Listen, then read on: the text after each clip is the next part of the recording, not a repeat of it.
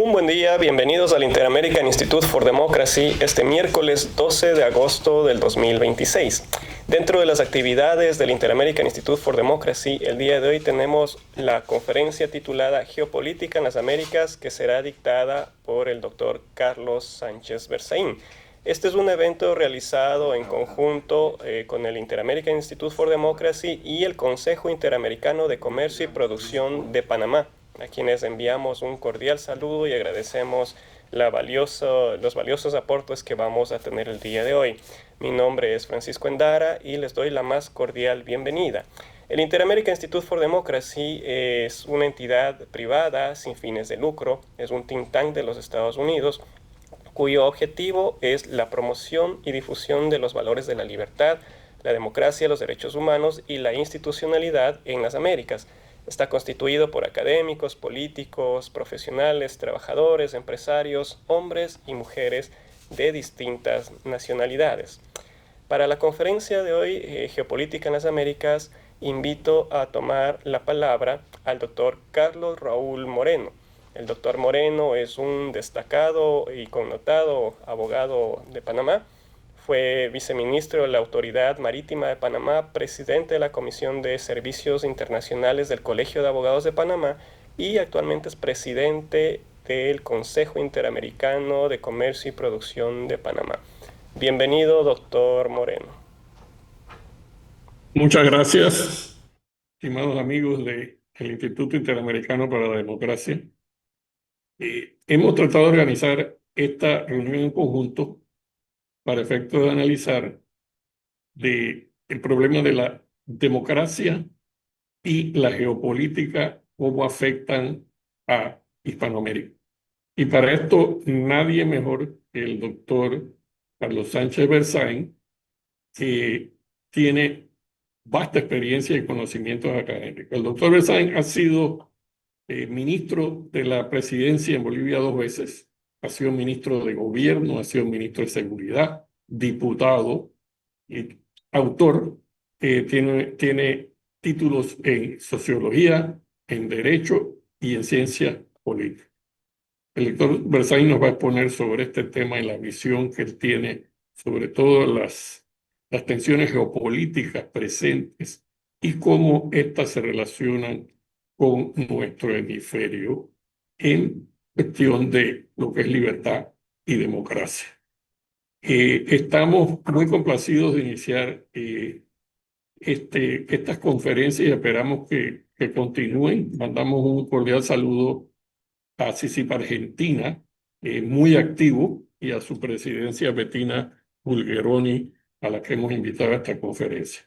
Así que, sin más decir, también va a participar como comentaristas el licenciado José María Castillo, exsecretario de la Procuraduría de la Nación, el licenciado Raúl Molina, de vasta experiencia, trabajó en asuntos de comercio internacional en el Ministerio de Comercio e Industrias, y también básicamente la economista Beatrice Rangel, de una larga trayectoria en la política venezolana y miembro del Instituto Interamericano para la Democracia.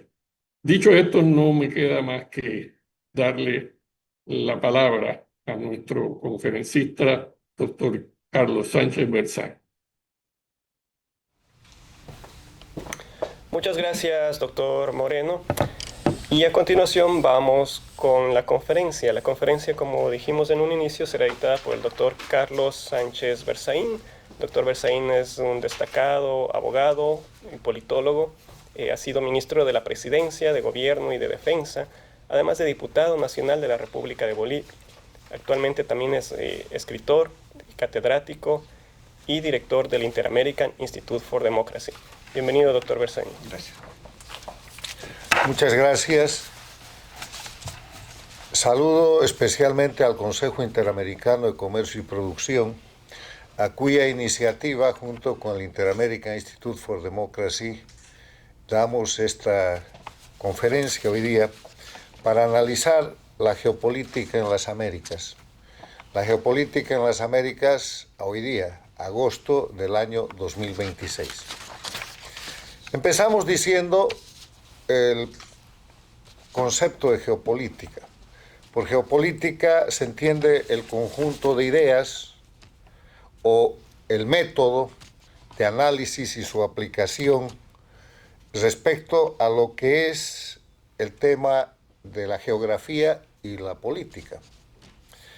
Se define como la disciplina que estudia cómo el espacio geográfico, o sea, la ubicación, las fronteras, los recursos naturales, el clima, influye en el poder, en la política y en las relaciones internacionales de los estados.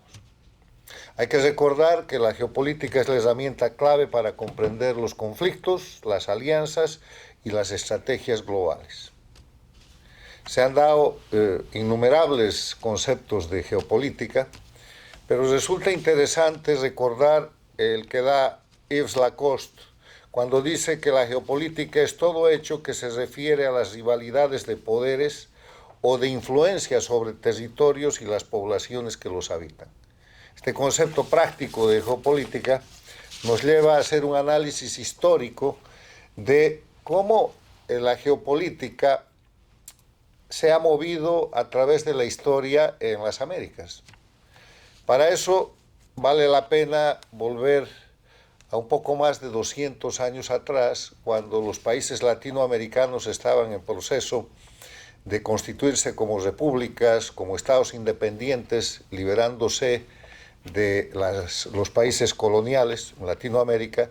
Estados Unidos lo había hecho un poco antes, y en ese contexto, la primera señal geopolítica que se registra de forma contundente es la doctrina Monroe. La doctrina Monroe, cuando el presidente norteamericano James Monroe, hace más de 200 años, proclama que cualquier ataque o agresión de las potencias coloniales a las nuevas repúblicas o a los territorios que estaban en proceso de independencia sería considerado un ataque contra los Estados Unidos. Avanza la historia y la doctrina Monroe toma diferentes formatos, la América se configura y entramos al siglo XX con la Primera Guerra Mundial, que produce un escenario en el cual Estados Unidos participa directamente en la guerra, los países de América Latina no permanecen al margen. Al término de esa guerra se configura la Sociedad de Naciones, que fracasa, y casi de inmediato viene la Segunda Guerra Mundial, que produce a su final el triunfo de lo que es la democracia sobre el fascismo y que hace un cambio geopolítico total en el mundo, con la creación de la Organización de Naciones Unidas, el inicio de una dinámica del multilateralismo, la creación de un sistema económico mundial con los acuerdos de Bretton Woods, el Banco Mundial, que empezó llamándose Banco Internacional de Reconstrucción y de Fomento, el Fondo Monetario Internacional. Y este avance lleva de inmediato o casi de inmediato a una situación que después se denominaría la Guerra Fría, con la amenaza de la Unión Soviética, que confronta al mundo en dos bloques, el bloque comunista liderado por la Unión Soviética y el bloque capitalista liderado por Estados Unidos, con las Américas en medio de esa disputa, con la creación de focos del bloque comunista a partir de la toma del poder en Cuba, por lo que es la dictadura cubana, y la expansión violenta a partir de esa dictadura de agresiones a todos los países de las Américas, con un largo registro en la década de los 60, 70, 80, hasta principios de los 90, que va desde la creación de guerrillas. Todas las guerrillas de la región fueron creadas por la dictadura cubana, los ejércitos de liberación nacional, las FARC en Colombia, los Montoneros, los Tupamaros, el Sendero Luminoso en el Perú, el MRTA y todo eso, invasiones, la guerrilla en Bolivia con el Che Guevara en 1967, invasiones a Venezuela, invasión a Dominicana, invasiones a diferentes territorios, y una amenaza permanente que llega a constituir el primer narcoestado en las Américas, en Cuba, a partir de la alianza de Fidel Castro con los narcotraficantes Escobar Gaviria de Colombia y Suárez Gómez de Bolivia. La Guerra Fría se termina el año 1991, cuando después de la caída del muro de Berlín, la Unión Soviética implosiona y desaparece. Y ese momento marca el triunfo del capitalismo sobre el comunismo y obviamente produce un cambio geopolítico mundial, pero también un cambio geopolítico en las Américas. Y el cambio geopolítico en las Américas se expresa concretamente a partir de la denominada Primera Cumbre de las Américas, que se celebra en Miami el año 1994, donde de los 35 países de las Américas, 34 eran democracias, excepto Cuba, que ingresa en su periodo especial de crisis, y esos 34 países, bajo el liderazgo de los Estados Unidos, ponen en marcha un proceso basado en la democracia, basado en la libertad, basado en el libre mercado, en la búsqueda de hacer de todas las Américas una zona de libre comercio, en la lucha contra el narcotráfico y en la expansión de las economías de la región.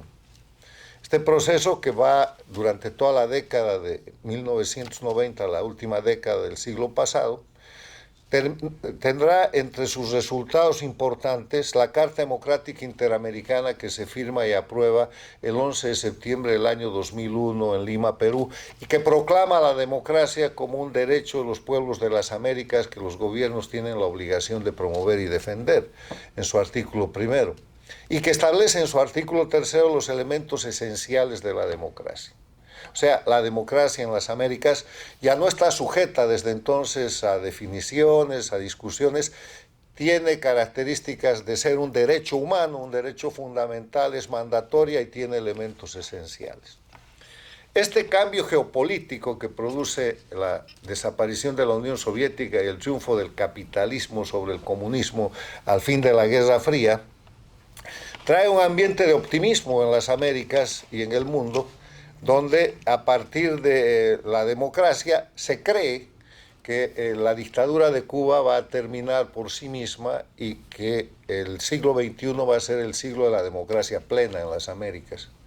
Pero el año 1999 llega a la presidencia de Venezuela Hugo Chávez y de inmediato auxilia a la dictadura cubana, que agonizaba en su periodo especial, y junto con Lula da Silva, que era el jefe del Foro de Sao Paulo, una organización creada por Castro y por Lula a partir y sobre el Partido de los Trabajadores en el Perú, que había ayudado a sobrevivir a la dictadura cubana en la década de los 90, organizan el socio capitalista Hugo Chávez, toda la riqueza y el petróleo venezolano, el saber hacer criminal del dictador Fidel Castro de Cuba y el aporte con el Foro de Sao Paulo de Lula da Silva del Brasil.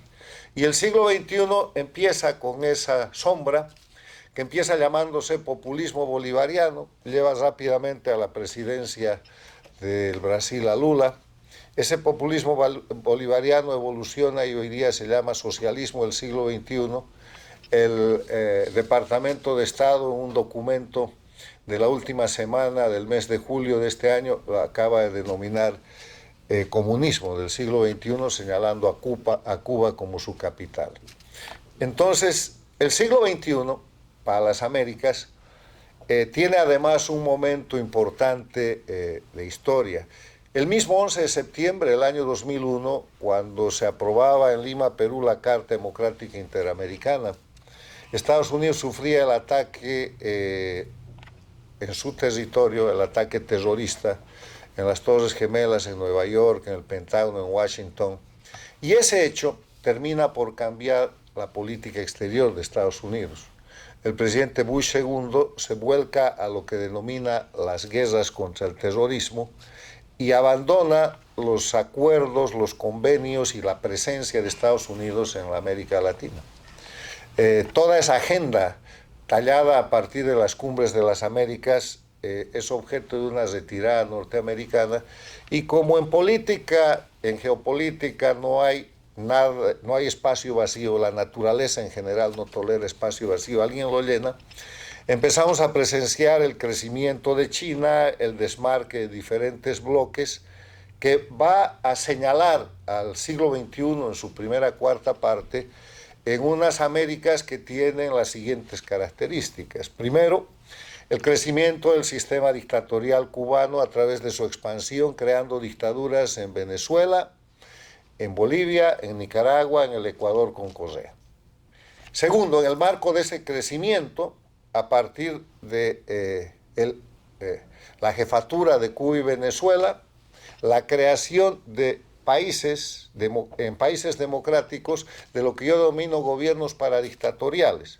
O sea, la llegada al poder de gente, a las presidencias de los países, de gente financiada, soportada, alentada y que le debe la llegada al poder al sistema de Cuba y Venezuela, gobiernos paradictatoriales, gobiernos elegidos en democracia, pero sirvientes al sistema dictatorial. América Latina ha estado llena de eso.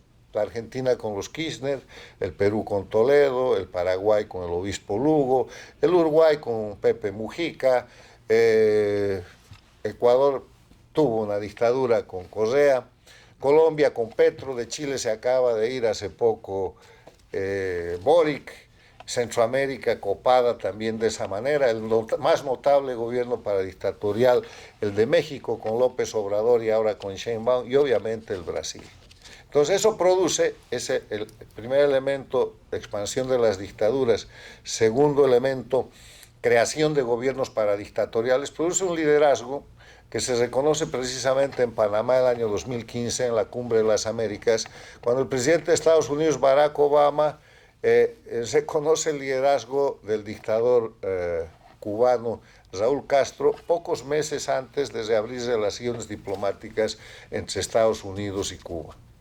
La tercera característica de este tiempo es, ante el abandono norteamericano, el gran crecimiento de dictaduras extracontinentales que utilizan como plataforma estas dictaduras de Cuba, el sistema del socialismo del siglo XXI, para no solamente hacer una penetración estratégicamente geopolítica, sino para hacer una penetración económica que también es geopolítica. Ahí tenemos a la China, tenemos a Rusia, tenemos a Irán.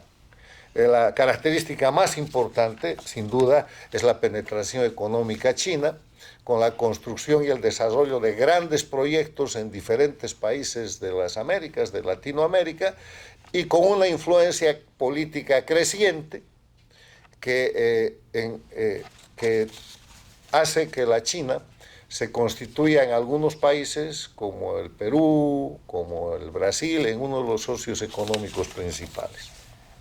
En ese contexto, la geopolítica de la primera cuarta parte de este siglo es una geopolítica que define un eje de confrontación, que es el eje de confrontación de las dictaduras contra las democracias en las Américas. Y ese eje de confrontación marca a las dictaduras con un elemento que no puede ser ignorado, que es la creación de los narcoestados. Los narcoestados se definen como aquellos países en los cuales la gente que está en el gobierno utiliza sus potestades legales para participar en el narcotráfico.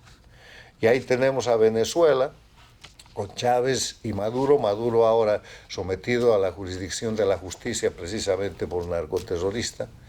Ahí tenemos a Cuba y Nicaragua que siguen intactas. Ahí tenemos a Bolivia con Evo Morales y Arce, productores de cocaína y creadores del puente de la cocaína entre Bolivia y el aeropuerto presidencial de Venezuela, documentado por el periodista brasilero Leonardo Coutinho en su libro El Espectro.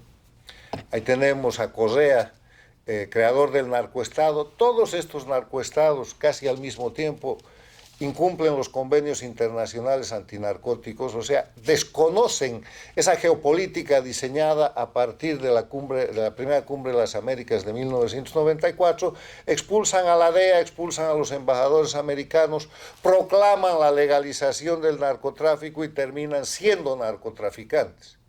No se trata del proceso o del fenómeno de la década de los 90 del siglo pasado, cuando hubieron gobiernos narcovinculados.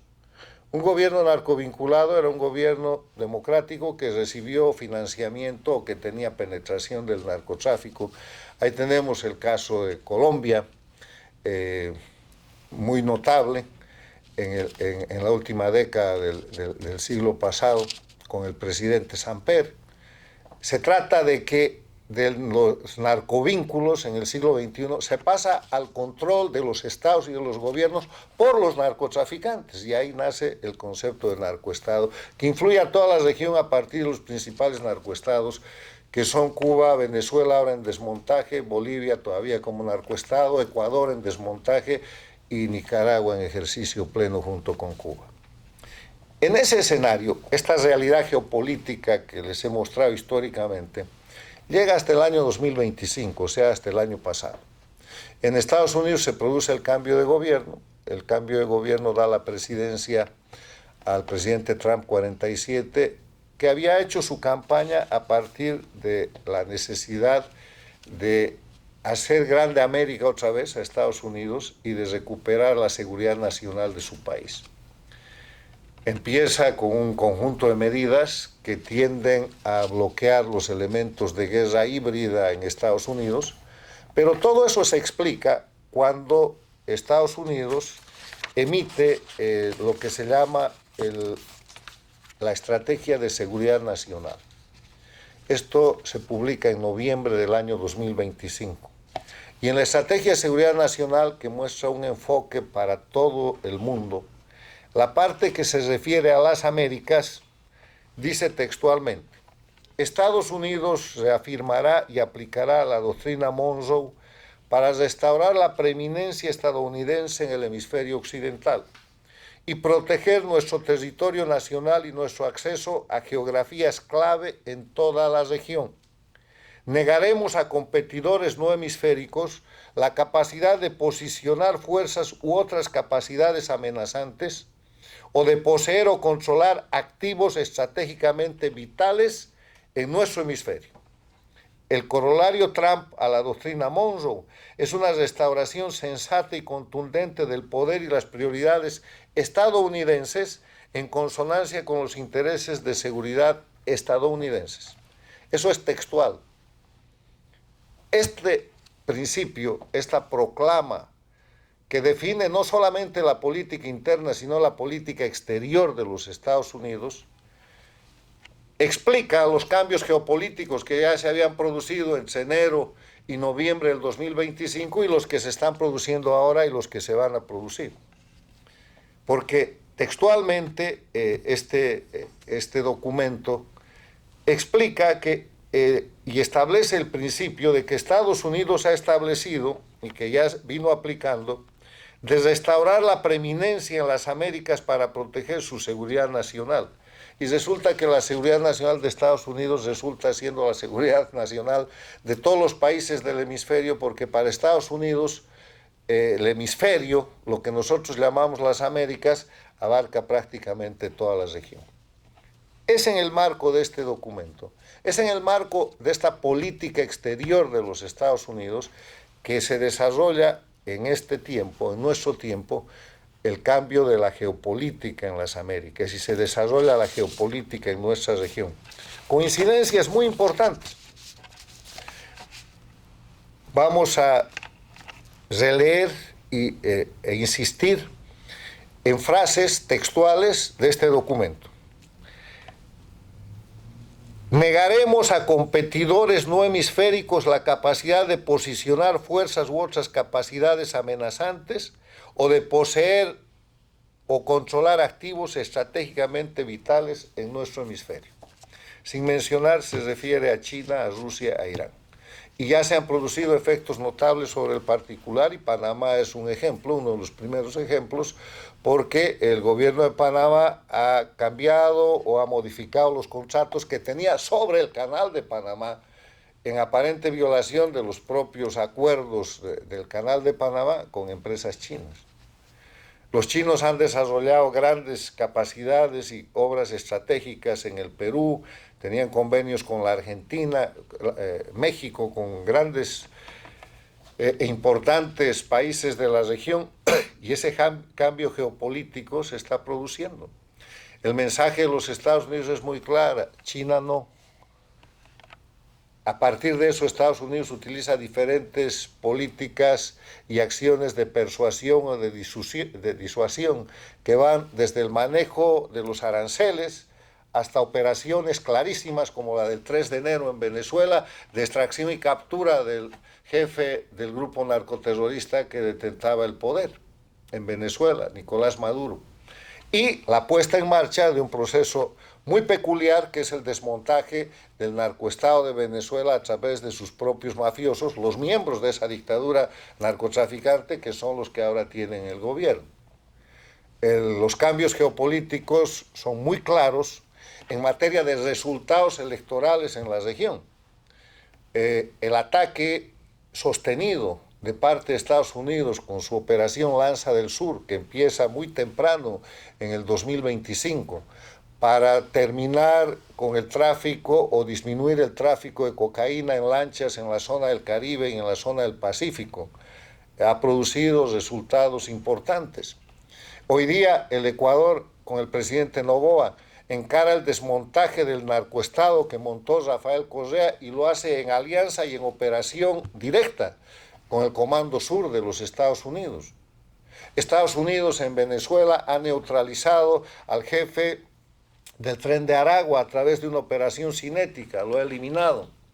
México ha entregado más de 120 narcotraficantes que antes no quería entregar a la justicia americana, ha llevado adelante la renuncia de un gobernador en un narcoestado dentro de México vinculado al narcotráfico y de una cantidad de políticos mexicanos que están ahora bajo la investigación con el tema del narcotráfico. Estados Unidos ha cerrado sus fronteras, lleva adelante una fuerte acción interna en contra de la migración forzada, en contra del tráfico de fentanilo y de cocaína. Y si ustedes revisan las noticias, no hay día, no hay semana en que en todos los países de América Latina que antes no hacían nada, ahora hay lucha contra el crimen organizado, lucha contra el narcotráfico. Chile, Argentina, Perú, Bolivia, todos los países están activos, el propio Panamá.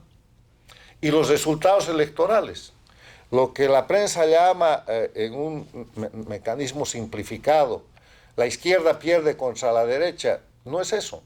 El crimen organizado está siendo obligado a través de resultados electorales a dejar el poder y se está replegando y la democracia está regresando. Se llama izquierda a todos los grupos financiados y sostenidos por las dictaduras de Cuba y Venezuela que han creado narcoestados y que representan la delincuencia organizada transnacional. Y se llama derecha al retorno al sistema democrático. Es una nomenclatura de denominación nada más, pero en verdad hoy día quedan solo 2 gobiernos paradictatoriales y 2 dictaduras concretas en la región. Las 2 dictaduras son Cuba y Nicaragua. Los 2 gobiernos paradictatoriales son México y Brasil. Acaba de perder Colombia, han perdido Chile, han perdido Honduras, Guatemala, una larguísima lista. Y quedan 2 países en diferente nivel de desmontaje de los narcoestados y de las dictaduras. El Ecuador muy avanzado y Bolivia paralizada con un nuevo gobierno que tiene que definir si va a ser continuista en el marco del narcoestado plurinacional o va a producir el cambio. Entonces, ese es el escenario que se presenta y del cual ninguno de los países de las Américas está exento por el cambio geopolítico que es global, pero que a través de los hechos que les acabo de explicar tiene su expresión en nuestro hemisferio.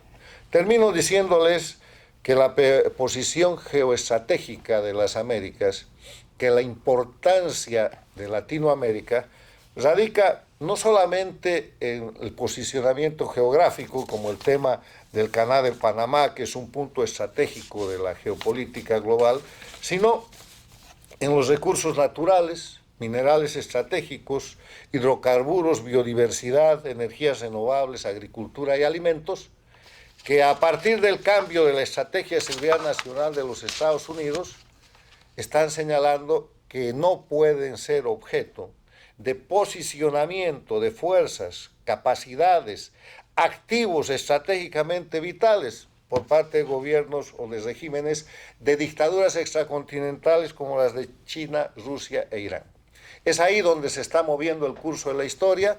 Ese es el cambio geopolítico, estamos viviendo ese momento, está pasando, está sucediendo y vamos a ver suceder más cosas y vamos a ver además en el ámbito internacional una priorización del bilateralismo y una disminución del multilateralismo por parte de la política, por influencia de la política exterior norteamericana y un crecimiento de países, de gobiernos en los cuales se defiende la libertad y la democracia y se vuelve a tal vez la situación de la década de los 90 o a una situación mucho más avanzada en el marco de la revolución tecnológica que estamos viviendo.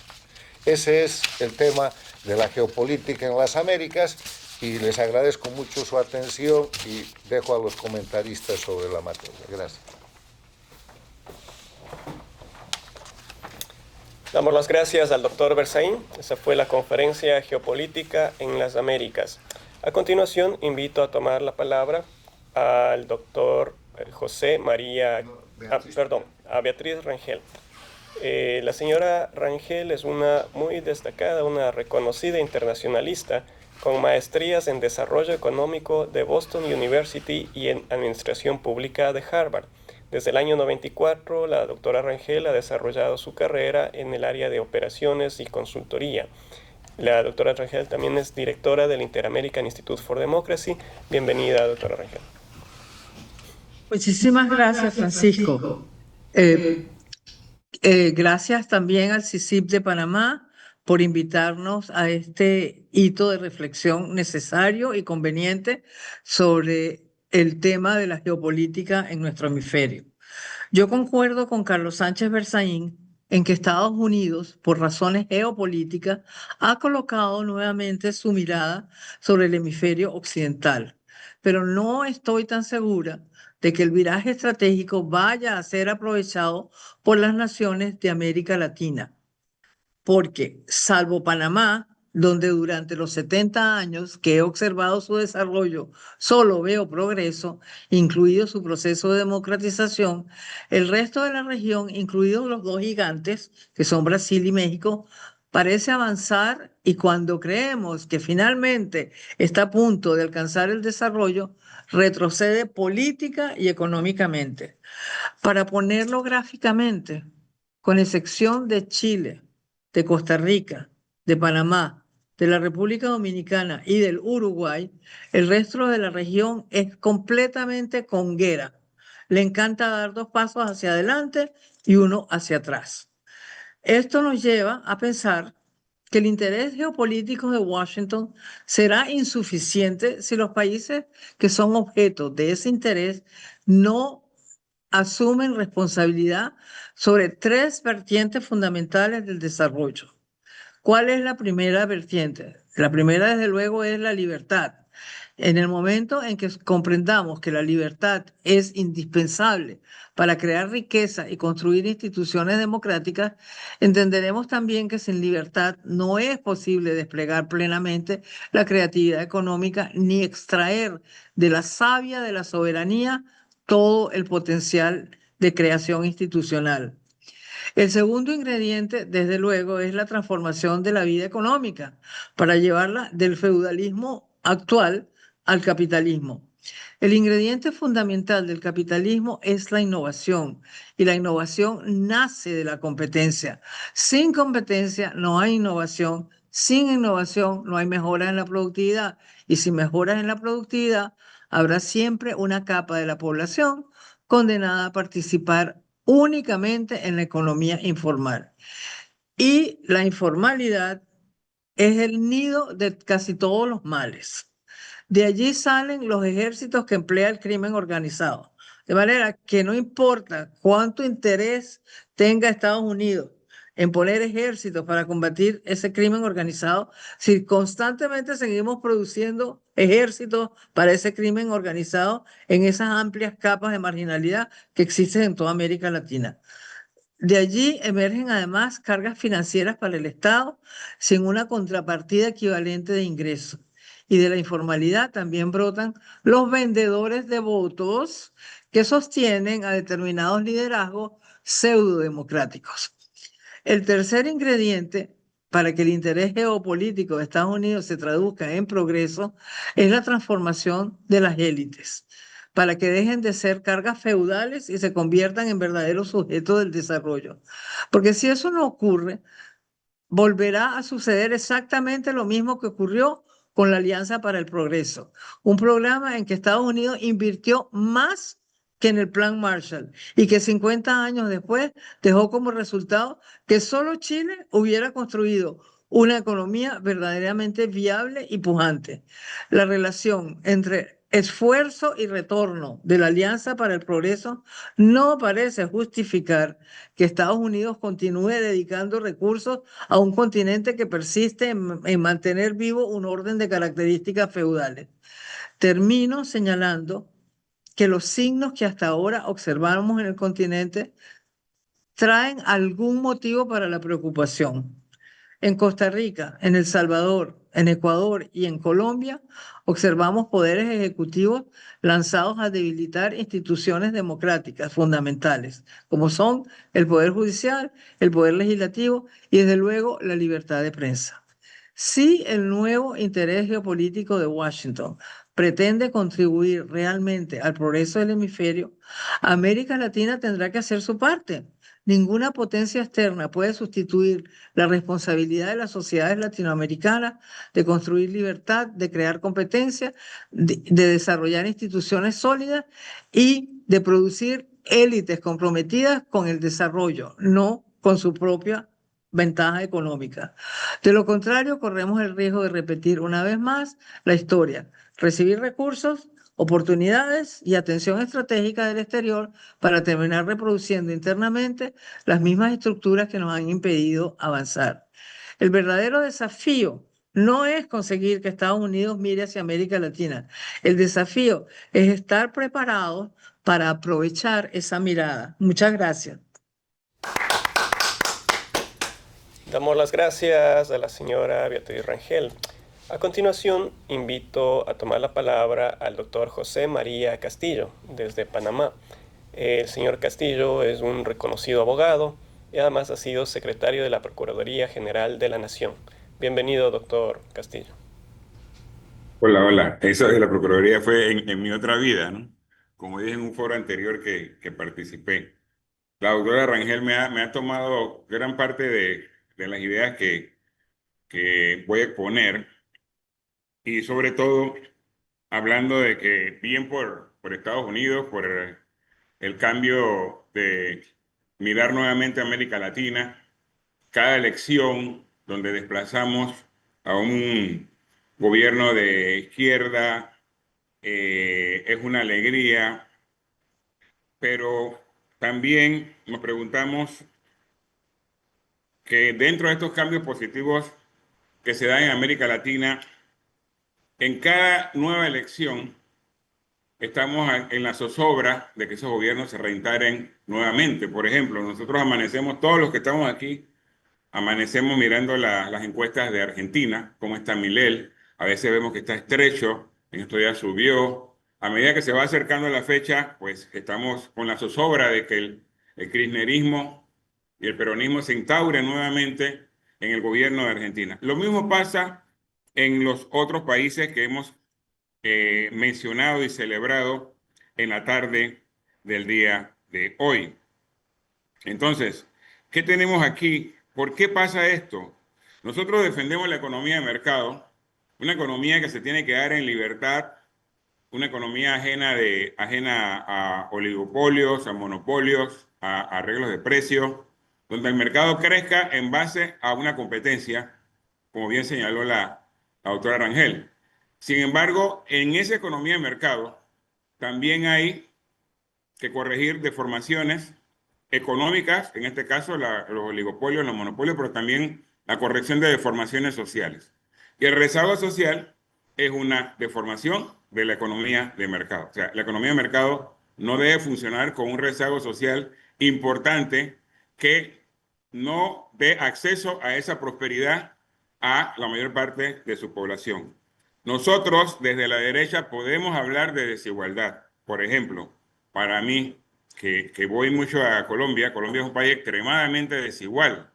Colombia es un país que incomoda cómo las personas te tratan cuando saben que tú tienes algo de $1 en el bolsillo. Colombia es un país en el cual no es como Panamá, que aquí cualquier persona puede entrar a la universidad, allá no. Allá hay 1.000 cupos y hay 10.000 personas aplicando. Entonces, nosotros no podemos pretender que, por ejemplo, un gobierno como el de Abelardo de la Espriella, persona a quien conozco, como abogado, se va a establecer en esas condiciones de desigualdad. Nosotros desde la derecha estamos obligados a combatir la desigualdad con oportunidad, ¿verdad? La izquierda ha regalado casas, ha regalado dinero, ha dado nombramientos, ha creado paramilitares y varilleros a los cuales les paga y los mantiene bien. Nosotros tenemos que ofrecer oportunidad a las personas para que tengan oportunidad de tener un ascenso social, que es el camino que muchos de nosotros transitamos desde nuestros orígenes para poder llegar a lo que somos hoy y que debemos marcar el camino para personas que vienen detrás de nosotros. En ese escenario tenemos la desinformación, tenemos ahora las redes sociales.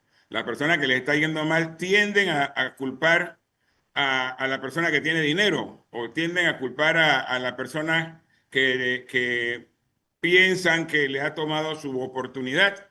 Entonces nosotros de alguna forma tenemos que transmitir a través de nuestro sistema educativo y a través de una conciencia como clase social o clase económica de que tenemos que atender esas necesidades, de que nosotros no podemos esperar que nuestras empresas, que nuestros negocios prosperen mientras tenemos un mar de personas que están pasando trabajo. ¿Por qué? Porque esas personas las van a atender ideológicamente. No le van a dar nada nuevo. Yo he ido a Venezuela, antes iba, después que se puso la cosa dura no fui más, pero me recuerdo que tenía un taxista que me esperaba todo el día ahí debajo del Marriott y me llevaba, y él era pobre y el carro estaba destrampado. Y su único consuelo era que iban a destrampar a estos señores de estas casas, que este club de golf se lo vamos a quitar. No tenían nada, no tenían ninguna respuesta que no fuera tener odio hacia una clase social. Mientras nosotros no resolvamos esa situación, o por lo menos hagamos un esfuerzo desde la derecha para atenderla, nosotros vamos a tener zozobra. Dentro de unos años que venga la elección en Colombia, vamos a tener zozobra. Dentro de unos años vamos a tener zozobra en Ecuador. Y así vamos a estar en todos los países que hemos ido ganando, los vamos a perder nuevamente. Y esto no es Hegel, porque esto no es idea contra idea y nueva idea. Esto simplemente es una lucha ideológica basada en un esfuerzo porque la humanidad avance basado en la economía libre contra personas que quieren ejercer desde una dictadura de izquierda para mantener a la gente oprimida y enriquecerse ellos más. En ese sentido, pues, les doy las gracias a estas ideas que he expresado en la tarde del día de hoy. Muchas gracias, doctor Castillo. A continuación invito a tomar la palabra al doctor Raúl Molina. Es también un destacado abogado de Panamá. Bienvenido, doctor Molina.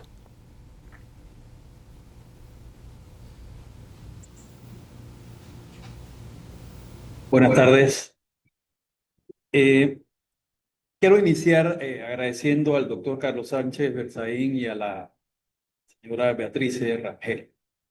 Yo coincido con ambos, con el doctor Rangel en el sentido de que en Hispanoamérica tenemos una tremenda oportunidad en este momento, dada la salida del poder o la extracción del poder, para ser más preciso, del señor Maduro.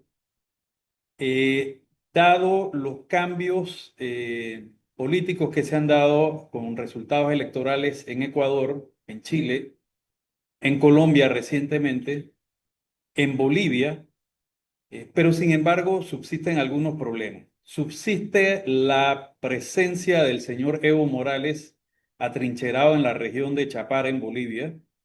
Subsiste el señor Luis Ignacio da Silva, Lula da Silva, como presidente de Brasil, que como explicó muy bien el doctor Sánchez Berzaín, fue el fundador del Foro de Sao Paulo y fue, junto con Fidel Castro, los ideólogos de todo lo que vino en Hispanoamérica a partir de la creación del Foro de Sao Paulo. Subsiste el señor Daniel Ortega en Nicaragua y subsiste aunque algo debilitado, el gobierno de Claudia Sheinbaum en México, que en alguna medida forman parte de ese eje del Foro de Sao Paulo, que no se trata de una izquierda civilizada que tiene ideas sociales podemos compartir o discrepar de ella, pero que es una política civilizada como algún tipo de izquierda europea. Es otra cosa totalmente distinta, que lo que pretende es cooptar los estados, controlar las instituciones, los organismos de poder, y de esa forma tomar control y permanecer indefinidamente en los estados, a la vez que dentro de su programa van erosionando el crecimiento económico mediante expropiaciones, extorsión a los empresarios y demás. Los resultados los hemos visto en Venezuela y yo creo que no es necesario abundar mucho de lo que se produce como resultado de este tipo de políticas. Coincido con la doctora Beatriz Rangel en que más allá de este paso que ha dado el gobierno de Estados Unidos en establecer que no se van a aceptar intromisiones de potencias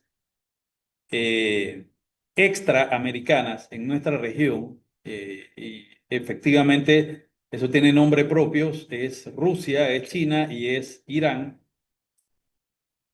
Mientras en Hispanoamérica nosotros tengamos algunos problemas políticos que van más allá incluso de que hayamos desalojado a muchos de estos gobiernos de izquierda del poder, y eso se traduce en que tenemos que entender que para sacar a personas de la pobreza se requieren reglas económicas que permitan el crecimiento económico, pero reglas económicas que sean parejas, porque es muy común también en nuestra región que desde el poder se determine quiénes van a ser ganadores y quiénes van a ser perdedores, económicamente hablando. Entonces, el Estado tiene la obligación de crear reglas planas o reglas iguales para todos, donde no sea el Estado quien determine quién va a ganar económicamente y quién va a perder, sino que sean reglas ecuánimes, reglas equitativas que permitan a la actividad económica generar riqueza y sacar a enormes masas de la población de la pobreza. Si nuestros estados, si nuestros países entienden eso y empiezan a avanzar en esa dirección, yo creo que el futuro es bastante positivo. Evidentemente, un solo gobierno, llámese el gobierno de Panamá, de Chile, de Colombia, de Argentina, no va a resolver los problemas del país, pero sí tiene que darse un resultado en que el país vea, mira, avanzamos notablemente, hemos reducido la pobreza en X porcentaje, hemos avanzado permitiendo a las masas de pobres, a las masas de gente sin acceso a la educación, les hemos permitido ingresar a una educación formal que le permita tener las herramientas para generar su propia escalera social y económica. Creo que esa es la oportunidad que tenemos como región. Estados Unidos, el gobierno, la administración Trump nos ha hecho un favor con extraer al señor Nicolás Maduro y de alguna manera neutralizar su régimen. Creo que queda pendiente el tema del régimen castrista en Cuba, pero nosotros como países tenemos que dar nuestros propios pasos. Creo que ese es el comentario que tengo y nuevamente muchas gracias al doctor Rangel, a la doctora, al doctor Carlos Sánchez Berzaín y a la doctora Rangel por su exposición. Muchas gracias, doctor Molina. Con esto concluye la conferencia Geopolítica en las Américas dictada por el doctor Carlos Sánchez Berzaín, un evento realizado en conjunto entre el Inter-American Institute for Democracy y el Consejo Interamericano de Comercio y Producción de Panamá. Gracias y un buen día.